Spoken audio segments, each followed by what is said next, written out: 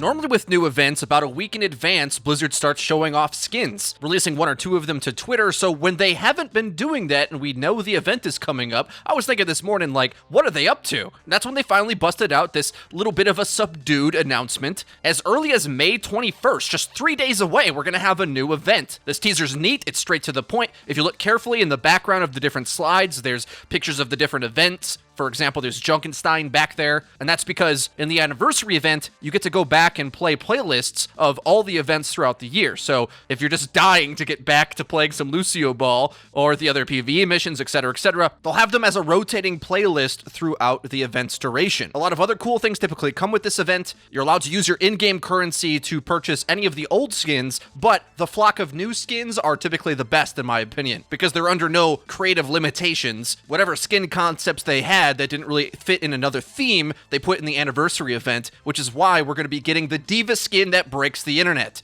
And if it's not K-pop themed, I'm going to be really shocked. I think it's going to be a really slick looking K-pop themed d.va skin. The other cosmetic item that everybody demands that Blizzard keeps up to date with is giving all of the new heroes from the past year a dance emote. Sometimes they drop the ball on this, but I think they've wisened up to have this prepared, so we should be able to expect dances for Wrecking Ball. I hope Ashe gets one. Maybe Bob does the dance and Ashe just sort of leans back and judges him. She doesn't seem like the dancing type to me. And it's like, girlfriend, just let your hair down and go wild. Stop being so tense. Okay, just kidding. What else? There's also typically new arena maps, and what Blizzard considers an arena map is like the elimination maps, also known as the game modes you never queue into.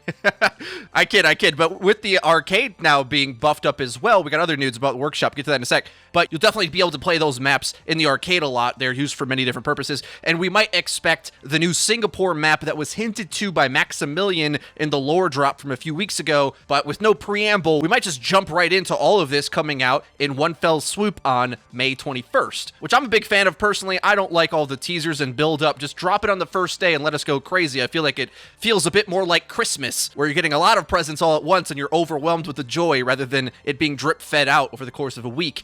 Now, interestingly enough, I guess there are 0 balance changes, which I'm pretty sure is going to set a precedent for the first patch that's ever gone live with no balance changes. I mean, maybe there were some little bug fixes ones here or there, but never a major event, I think, ever has there been a patch that goes live without heroes being radically tuned one way or the other. Now, that might be a good thing for some of you, but with some of the bad news I have later about role lock, it might be an area of concern and something that we may talk about in future videos, but we'll just let that sit there for now. In some ways, this is good because I think the ranked meta is actually in an awesome state. The patch for ranked is about as good as you could expect it to be, but for the Overwatch League, not so much. But enough bad news. The massive good news that everyone should be really excited about is that this post seems to indicate with the new event, the workshop may be going live as early as the 21st. Now, he doesn't distinctly say the day that the PTR will be shut down, but typically the changeover can be immediate if they want it to be. Here, Keith Mirren wanted to get the word out that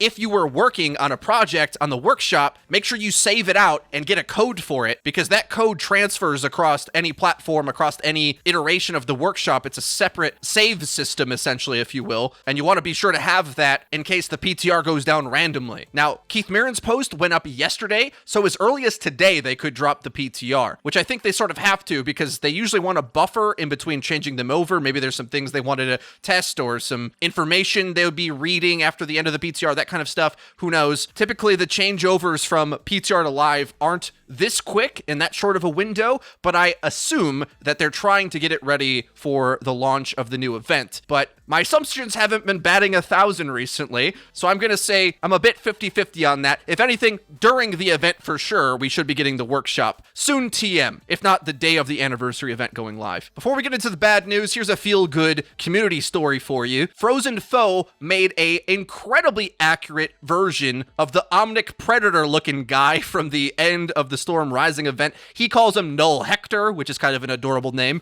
This looks pretty legit, and it's probably what the character would look like. Now, in the version that we saw in Storm Rising, of course, it was an extreme close-up, so I wasn't so sure the size of the character. For some reason, I imagined him much bigger, but this is much more reasonable and like human-shaped rather than like a tank. So it'll be interesting to see when this character does come out, because it's almost guaranteed that it's going to be a character. He looks too cool, and they've already presented him up to be somebody important, so the talent common version of Zenyatta is definitely going to be a thing. Speaking of, why isn't he floating? He probably should be floating. Or maybe you got to experience Tranquility to get that. All right, moving on to the bad news now. Let's just rip the Band-Aid off right away. There's been reports publicly written, as well as rumors that I've heard behind the scenes, that Overwatch League teams, all 20 of them, were informed that there will not be a role lock implemented for Stage 3, and also to quash rumors of its implementation. That's an important point. We'll get to that later. The most public of this has been from Haloofthoughts, who I'll note is not a journalist, but a blogger, which is important because we want to tailor our expectations for the writing style and journalistic ethics and all that.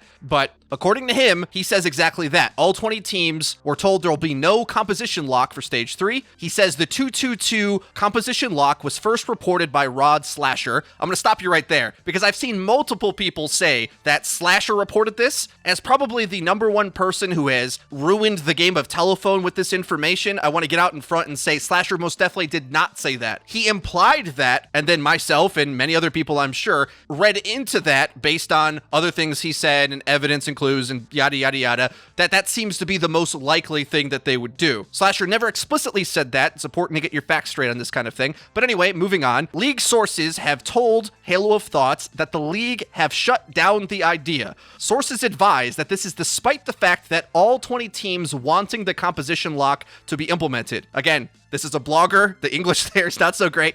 But I also would stop and ask the question, what? Did all 20 teams sign a document or a petition or take a poll on this? How do you know all 20 teams agree? I thought role lock was coming, and no way would I think all teams would agree on it. Anyway, moving on. He goes on to say things that I think are pretty common sense, that if there was going to be a role lock, teams would be advised ahead of time, which they haven't been, so it's not coming now. With only 3 weeks left, they would have needed to make the decision already, but that's neither here nor there. Beyond Haloofthoughts, I have already been hearing people tell me that this has been the case, that the teams were informed. Not to mention, one of my favorite Overwatch League analysts out there, Benchmob, who actually coincidentally makes videos for Jayne's Hell Esports, he said in a video that he didn't hear anything, and that was before I even saw the article to begin with. So if Bench doesn't know, that means it's not happening. Because with so many players, somebody's going to leak something if they know it ahead of time. So even without an official statement from the Overwatch League, some version of this seems to be pretty true. Now, I'll note that does not mean that they're not going to implement it into the game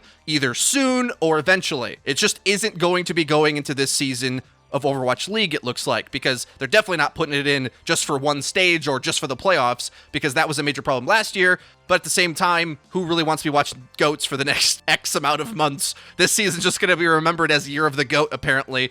Highly unfortunate. I assume this kind of decision may have been made because so far, the Overwatch League has been growing the way they expect it to. Nate Nanzer just tweeted out that their TV spots have outperformed any esport event on television ever, which really 500,000 for TV doesn't seem that high, but that's quite a big number when you start to combine it with all of the different broadcasts and everything in context for an esports event. So maybe they don't want to be rocking the boat too heavily. I'm not exactly sure where that decision would come from. I'm a little concerned that Blizzard's doing that typical thing they do where they wait so long to make a decision. They missed the window where it would have still been in time, but now it is so late that it just can't be done ever.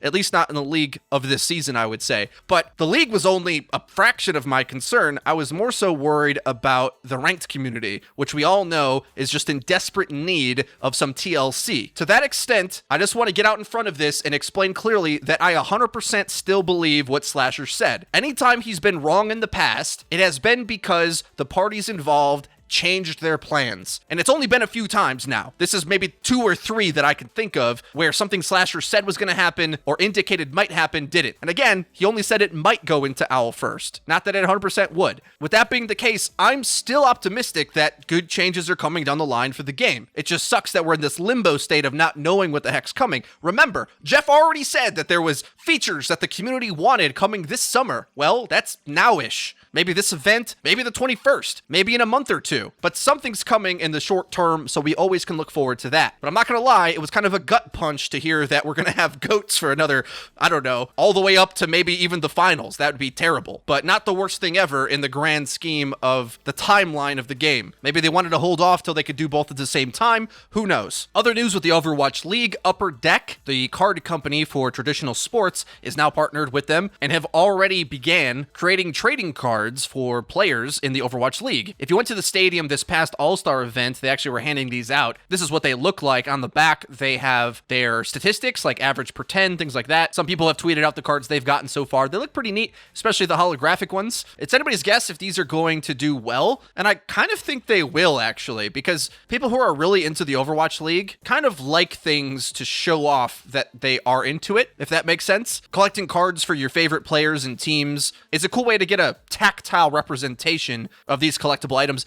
Also, apparently, there's going to be a digital component as well, which is interesting. I have no idea what to expect from that, but I imagine much like having a vinyl record, which started to come back in style recently, the physical version of these things are going to be kind of valuable. Of course, assuming the Overwatch League stays around for a while. I saw on Twitter, this got shared around, Supatai on Twitter went ham and actually made a trading card game version of this. To be clear, this is a parody version, but it's kind of awesome nonetheless. Sort of like if Overwatch League had a Pokemon or Magic the Gathering version. Like here, they got Jonak. One of his abilities is to intimidate. Fusions, of course, has a battle cry, buffs up his team. Pretty clever, and I actually think that that kind of thing would be even better than just trading cards, but in any case, just kind of a cute thing. Our last story of the day is the voting for the Overwatch World Cup 2019 has started. And I just wanted to shout out those I will be endorsing for this go around. If you're from the USA, I think having a good coach is always super important. So I voted for Harsha,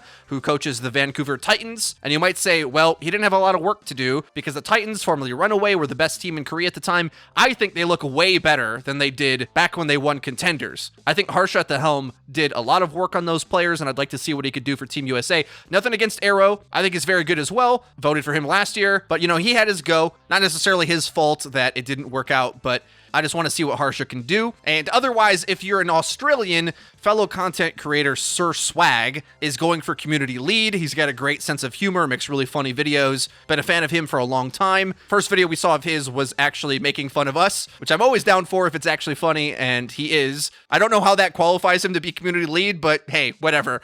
I just thought I'd shout that out. Well, guys, this could be everything for today's news wrap-up video. If you did enjoy it, please be sure to hit it with a like. It really does help us out. Lets us know that you're enjoying the content. And if you haven't already, please subscribe and be sure to hit the bell icon so that you get notified when our videos go live. Link to the description is our Twitter, where we tweet out news, updates, and dank memes. That's been it for me. I've been Frito for your Overwatch. I'll see you guys next time.